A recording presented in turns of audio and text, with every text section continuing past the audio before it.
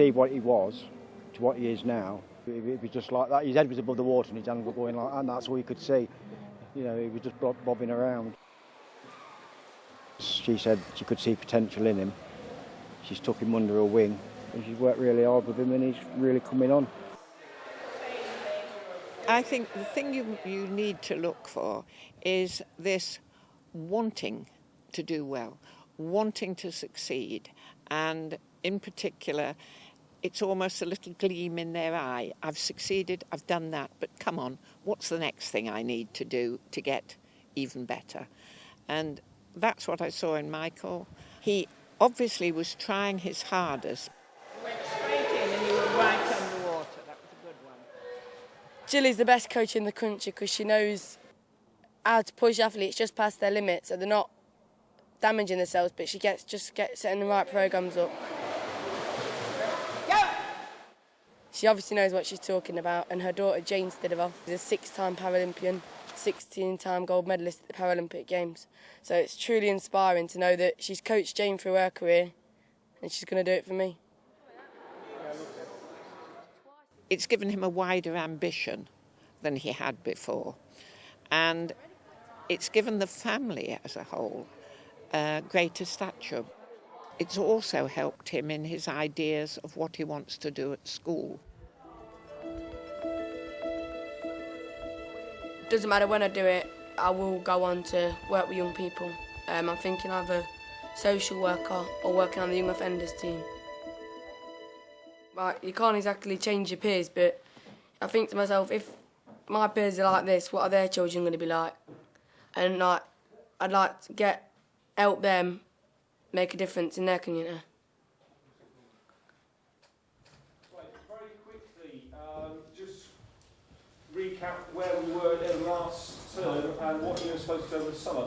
What you should have with you... He's doing really well, and I think that he could aim just a little bit more. He's been coming out with C's, so I think he just needs to push himself that little bit further, and he could get what he wants to get at the end of the day, and he'll go far.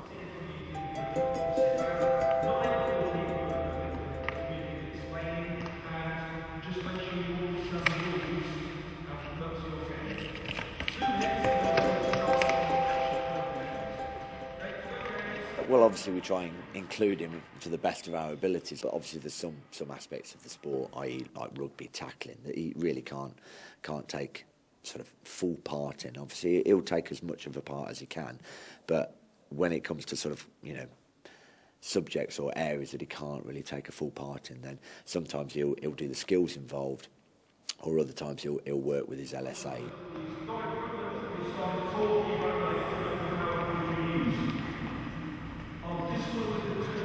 If the weather is really bright outside, he obviously suffers because his condition with his eyes. So we tend to go in the gym and try and do that activity inside the gym. So if it'd be rugby, we'd be passing the ball from each other and doing different styles of whatever they have to do that day.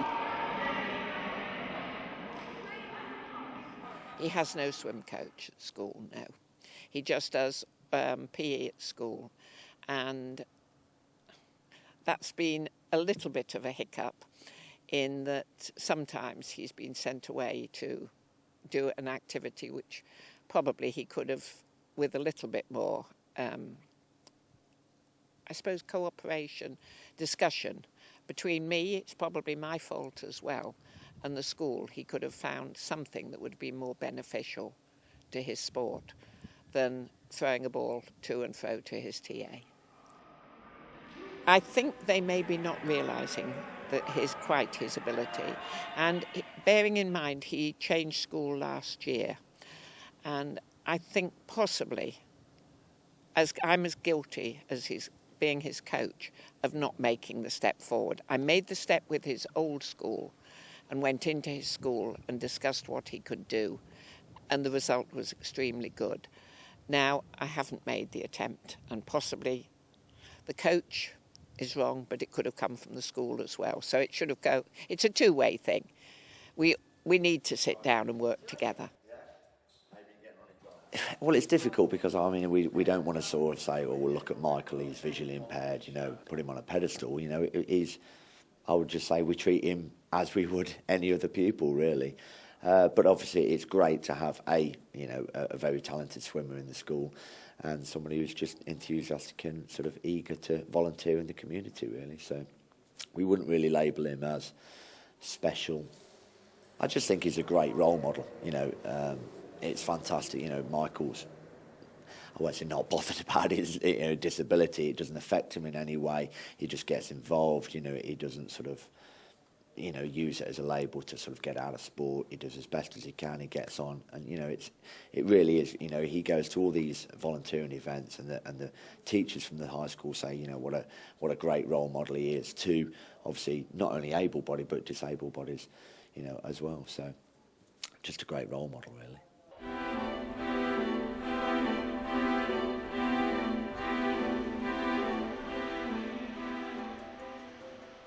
Friday night's a training night for me, but it's also a development night. I applied for some money last year to get younger swimmers involved, to get them aiming for 2012, because obviously our legacy was to get more young children involved in sport. And we got the money, so when we're swimming along, it's like an aspiration to them to be able to do a complete length, because we've got some severely handicapped children. And in the space of 6 weeks the course has been on, we've had one child that couldn't swim at all to swim in whips.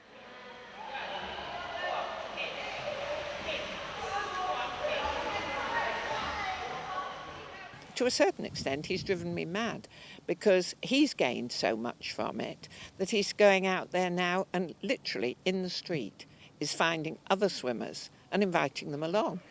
And so we've gone from a club which in many ways was dying because I felt I'd done enough, which is now striving out again, and it's all because of Michael.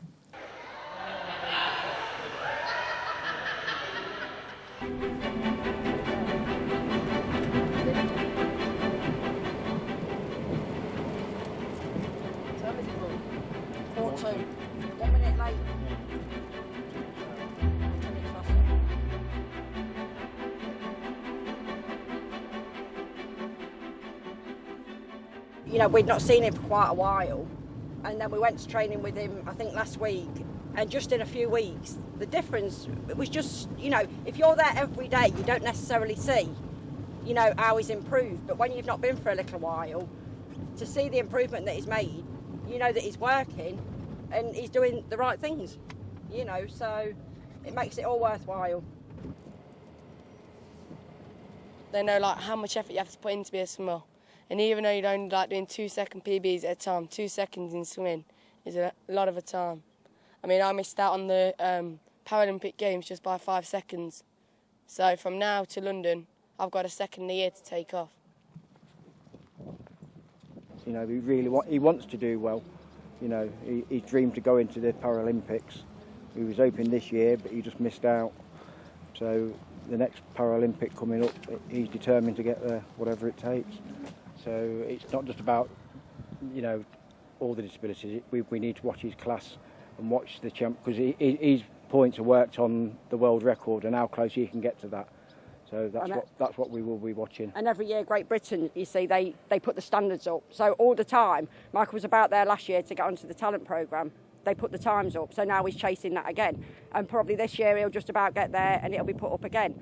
But all the time he's chasing it and he so much wants it, so,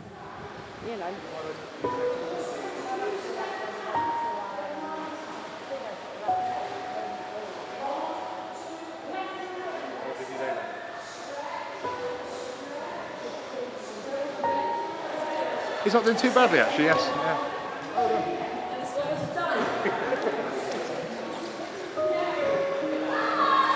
If I know I've got a race, I will train. It doesn't matter how hard you train. No swimmer or athlete can tell you they don't get nervous before a race or before an event, because they do. It's something that comes with a job.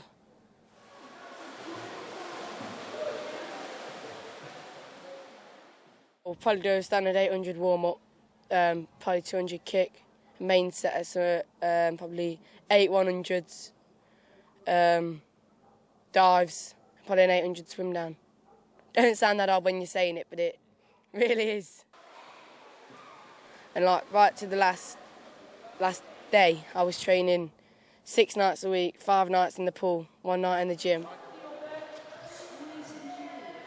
What I keep in mind too is that when I picked him up, I thought he might be a swimmer that would make international in 2012, but he might not. So that is our goal. We're looking at 2012, but he's tiny. He's gone on a growth spurt and at the moment can look at me just below eye level. He's not quite reached eye level yet, but hopefully he will grow. Been fairly quick, moderate session, so it's been good.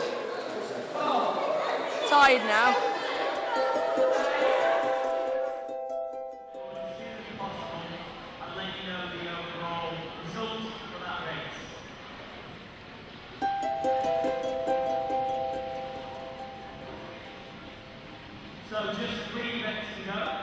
If Michael beats his personal best time in this race, he'll be one step closer to 2012.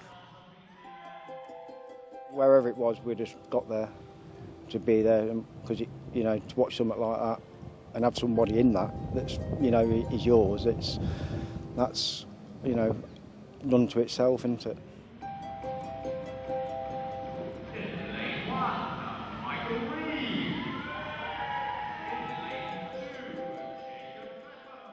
You start to tighten up and then get stressed, and being an athlete you don't really want to get stressed before you race because your muscles tighten, so just try and keep calm and then just get a bit nervous before you get on the block, but as soon as you're in the water your nerves go and you just think to yourself, get to the other end.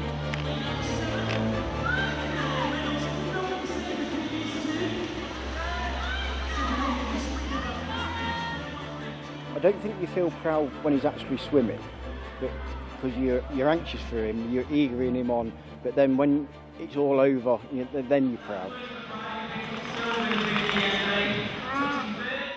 Well, when I first did my 50 metres at Loughborough, I did it in 1:37, and now I do it in 30 seconds. He's not got medals, but he's got personal bests, which is good because that knows that the time he's putting in is working. So yeah, he's starting to improve, and hopefully he can get better now and go on to 2012. Hopefully he will grow, which will help him. If not, his technique has got to be superb. We try to support him as much as we can at home, and hopefully he'll just, carry on. I did 2 PBs, so a PB I'm happy with.